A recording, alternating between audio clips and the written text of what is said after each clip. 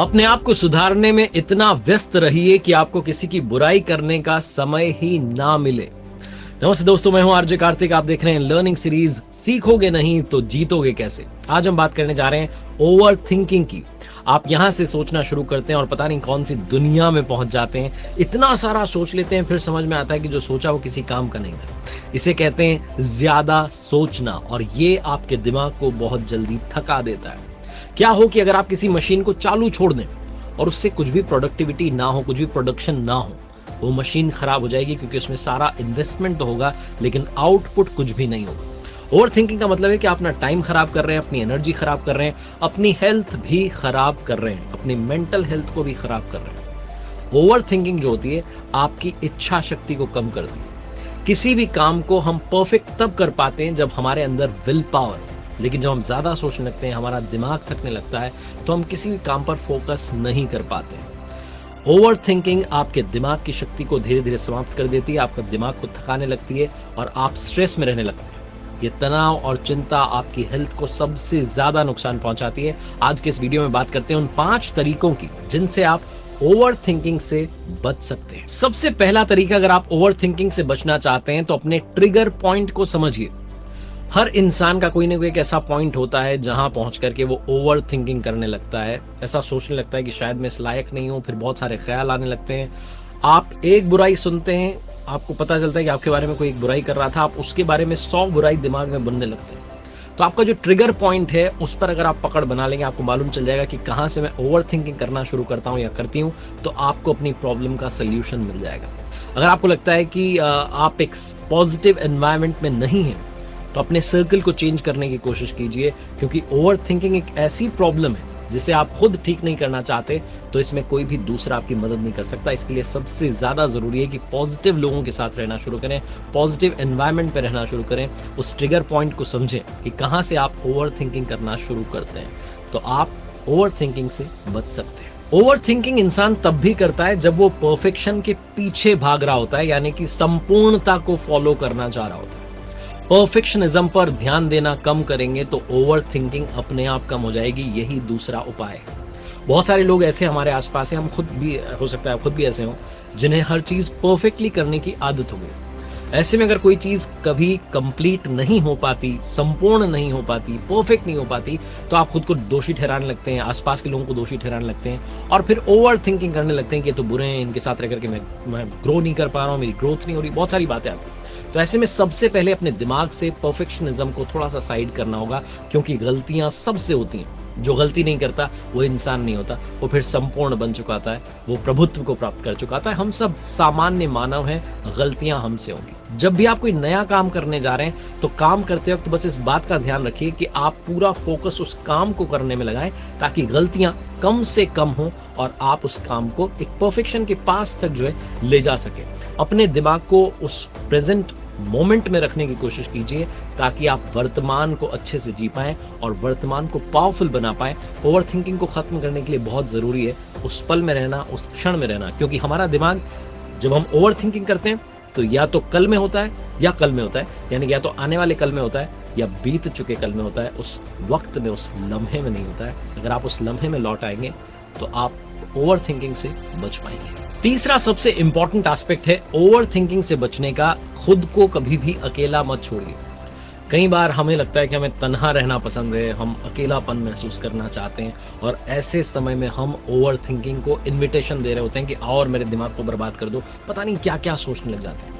अगर आप खुद को अकेले छोड़ देंगे, अगर आप ग्रुप में नहीं रहेंगे, फैमिली के साथ नहीं रहेंगे, फ्रेंड्स के साथ नहीं रहेंगे, तो आप ओवर थिंक करने लगेंगे, और फिर आप ऐसी ऐसी बातें सोचने लगेंगे जो आपकी हेल्थ को खराब कर रही होती हैं, आपकी मेंटल हेल्थ को खराब कर रही होती हैं। इनफैक्ट आप ऐसा कुछ सोच लेते हैं जो आपके रिश्तों को भी खराब करने लगता है। तो कभी आपको लगे कि अगर आप अकेले हैं तो दोस्तों के बीच में चले जाइए। अगर आपको लगता है कि दोस्त उस वक्त मौजूद नहीं है तो घूमने के लिए चले जाइए, वॉक के लिए चले जाइए, मेडिटेशन करने लगे, लेकिन अपने आप को अकेला मत छोड़िए, क्योंकि खाली दिमाग, हमने बचपन से सुना है, शैतान का घर होता है। दूसरी बात, अगर आपको लग रहा है कि आपके पास कोई बात करने के लिए नहीं है, आपके मन में जो चल रहा है उसे शेयर करने के लिए कोई नहीं है, तो आप अपने थॉट्स को लिखना शुरू कर दीजिए। बहुत सारे लोगों की आदत होती है वो डायरी मेंटेन करते हैं, डायरी में लिखते हैं, कहते हैं ये मेरी सबसे प्यारी डायरी। तो आप जब लिखने लगेंगे तो अपने विचार आप बाहर निकाल पाएंगे।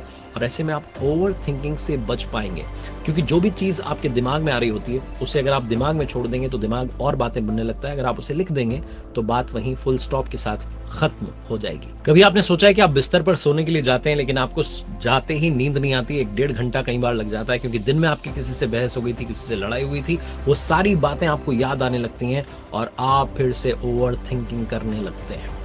चौथी बात जो सबसे इंपॉर्टेंट है, वो उपाय ये है, वो सोल्यूशन ये है कि अपने आप को और दूसरों को क्षमा कर दीजिए, माफ कर दीजिए।